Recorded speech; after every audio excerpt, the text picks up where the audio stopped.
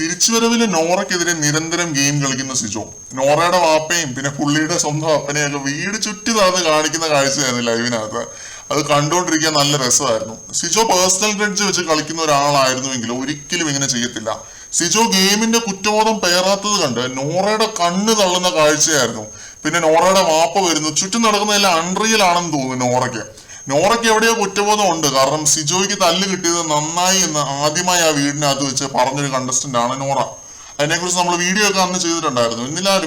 എന്നിരുന്നാലും നോറയുടെ വാപ്പയ്ക്ക് സിജോയെ ഭയങ്കര കാര്യമായിരുന്നു. അതുപോലെ തന്നെ തിരിച്ചും സിജോയുടെ അപ്പൻ ജിമ്മിലൊക്കെ പോയി ഡംബൽസ് ഒക്കെ എടുത്ത് പൊക്കിയൊക്കെ നോക്കുന്നുണ്ട്. അതൊക്കെ രസകരമായ സംഭവങ്ങളായിരുന്നു. പുള്ളി പഴയ ജിമ്മാണെന്നാണ് സിജോ പറഞ്ഞത്. പിന്നെ സിജോയെ ഉപദേശിക്കുന്നുണ്ട്, ഗെയിമിനെ ഗെയിമായിട്ട് കാണണം. സ്ഥിരം ഫാമിലീസ് വരുമ്പോൾ പറയാറുള്ള കാര്യങ്ങളൊക്കെ പറഞ്ഞു കൊടുക്കുന്നുണ്ട്. അഭിഷേകിന്റെ അച്ഛനും അനീതിയും നെക്സ്റ്റ് റൂമിൽ ഇരിക്കുമായിരുന്നു. അഭിഷേകിന്റെ ഡ്രസ്സിംഗ് സെൻസ് ഒക്കെ ശ്രദ്ധിക്കണമെന്ന് പറഞ്ഞ് ഉപദേശിക്കുന്നുണ്ട്. അഭിഷേകിന്റെ അനിയത്തിയാണ് ആ കാര്യമൊക്കെ മെയിനായിട്ട് പറഞ്ഞു കൊടുക്കുന്നത്. ആ ഗ്യാപ്പിലാണ് നോറയുടെ ഉമ്മ വരുന്നത്. പുള്ളിക്കാരി വന്നിട്ടും സിജോ ഒഴിഞ്ഞു മാറി നിൽക്കുന്നൊന്നുമില്ല. സിജോയുടെ ഈ ഒരു ക്വാളിറ്റി അംഗീകരിച്ചു കൊടുക്കേണ്ട ഒരു ക്വാളിറ്റി തന്നെയാണ്.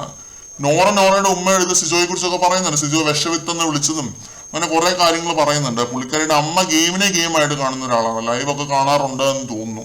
അതുകൊണ്ട് തന്നെ ആ ഒരു സ്പിരിറ്റിലാണ് നോറയുടെ ഉമ്മ കാര്യങ്ങളെ നോക്കി കാണുന്നത്. സിജോ ഗെയിം കളിക്കുന്നതാണെന്നൊക്കെ പറഞ്ഞ് മനസ്സിലാക്കി കൊടുക്കാൻ ശ്രമിക്കുന്നുണ്ട്. നോറ പിന്നെ കലബില എന്ന് കുറെ കാര്യങ്ങൾ പറയുന്നുണ്ട്. പിന്നെ വന്ന അന്ന് മുതലുള്ള വിശേഷങ്ങളും കാര്യങ്ങളൊക്കെ പറയുന്നുണ്ട്. ഞാൻ പോയി ഇരിക്കുമ്പോൾ എല്ലാവരും എണീറ്റ് പോകും. എന്നോട് ആർക്കും സംസാരിക്കാൻ താല്പര്യമില്ല. റസ്മിൻ പോലും എന്നോട് സംസാരിക്കാൻ താല്പര്യമില്ല. പക്ഷെ എന്നെ പ്രൊട്ടക്ടർ ആണെന്ന് പറയും.